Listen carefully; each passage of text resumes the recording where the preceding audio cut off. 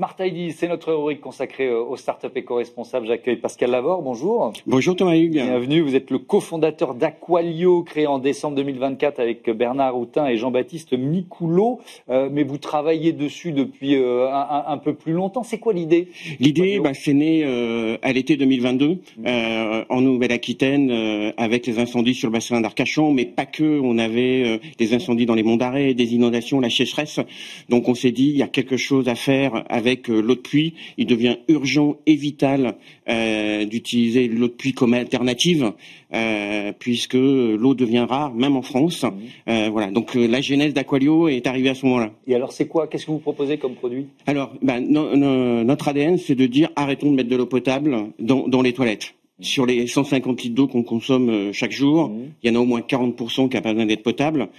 Donc effectivement, utilisons l'eau de pluie comme alternative pour préserver cette ressource. Donc Aqualio est une solution clé en main qui répond à ce besoin de préserver la ressource. Ouais, effectivement, vous avez donné les chiffres, 148 litres, 150 litres d'eau par jour et par personne, c'est ce qu'on consomme. Peut-être que ça vous surprend, mais c'est la réalité, 150 litres d'eau par jour et 40 à 50% de ces usages qui ne nécessitent pas d'eau potable. Votre solution, vous l'appelez, je crois, hydroterrasse. Exactement. Alors, c'est quoi l'hydroterrasse? En fait, effectivement, il y a 3 briques. Et une de nos innovations, c'est de dire on va donner un double usage à l'objet qui contient l'eau pour faciliter l'adoption. Ouais. Aujourd'hui, il y a des solutions qui existent, mais fort de constater qu'on est loin d'être tous équipés. Et donc, en fait, on a créé une terrasse qui, en même temps, stocke l'eau. Voilà. Donc en fait, quand vous venez acheter une terrasse, c'est une pièce de vie supplémentaire, c'est synonyme de plaisir, d'apéro, et en fait, c'est en plus une réserve d'eau. Voilà. On est venu compléter ça par un tableau de plomberie intelligent et connecté et une application, ce qu'en fait une solution complètement clé en main. Alors ce côté connecté, qu'est-ce qu'il apporte? Il apporte de la visibilité aux clients en disant je vois ce que j'économise, je vois ce que je consomme.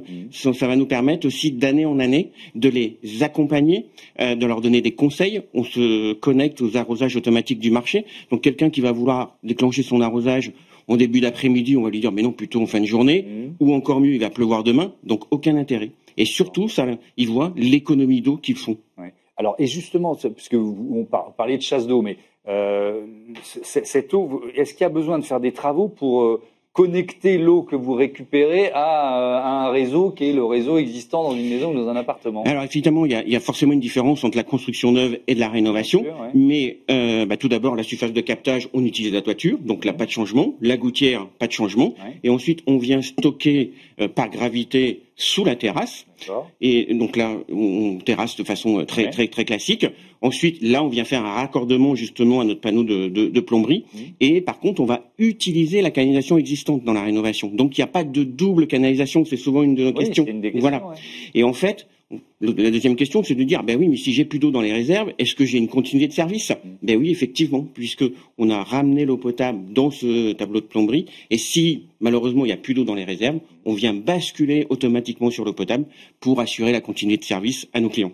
Avec une fabrication qui est française? Évidemment. La partie panneau de plomberie est fabriquée dans nos ateliers et ensuite, mes fournisseurs, c'est Nouvelle-Aquitaine et France. C'était un prérequis en quelque sorte? Oui, tout à fait. Ouais, très important, la proximité, le côté local, fabrication française.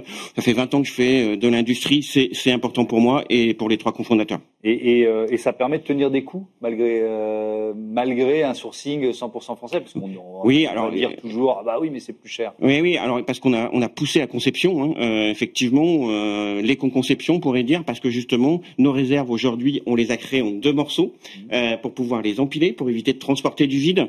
C'est 100% recyclé. Voilà, donc on a poussé la réflexion pour faire des pièces simples, donc moins coûteuses. En fait, tout ce qui est invisible est très standardisé. Est très industrialisé et tout ce qui est visible est plutôt personnalisable. Merci beaucoup et bravo Pascal Lavore, bon vent à Aqualio. Voilà, c'est la fin de ce Smart Impact. Je voudrais remercier Nathalie Croiset, la coordinatrice éditoriale, Alexis Mathieu à la programmation, Mani Pejesh, le réalisateur, et Saïd Mamou, ingénieur du son. Merci à toutes et à tous et à demain. Salut.